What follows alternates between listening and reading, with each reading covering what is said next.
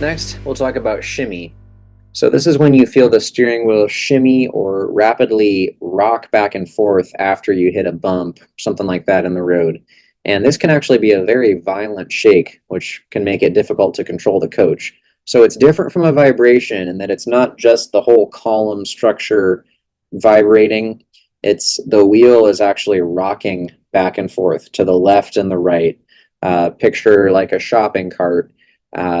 With one of the caster wheels just start to shake back and forth. So it's the same kind of thing. And in really extreme cases, it's known as Death-Wobble.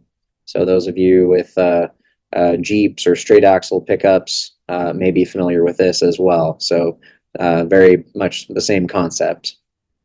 So what can cause this? Well, first we want to look for worn or loose components. So a loose front track bar would be one of the first things that we would want to look for. This is especially true on something that really requires a front track bar. So like a pickup or a Jeep that uses coil springs that don't do anything to really control side-to-side movement in that axle.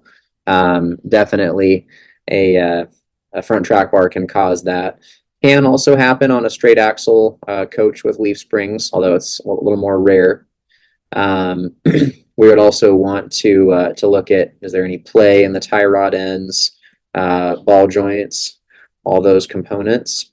A bad steering damper can cause it. So there are some vehicles out there that really require a good steering damper in order to resist shimmy. So if your coach came equipped from the factory with a steering damper, check to see if it's leaking at all. Make sure that it has good resistance to it, just like checking a shock absorber.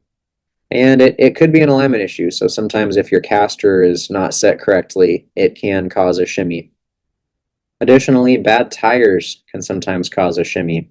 So if your tires are unbalanced or if they're damaged or your wheels are damaged, then that can sometimes either cause or at least make a shimmy issue worse.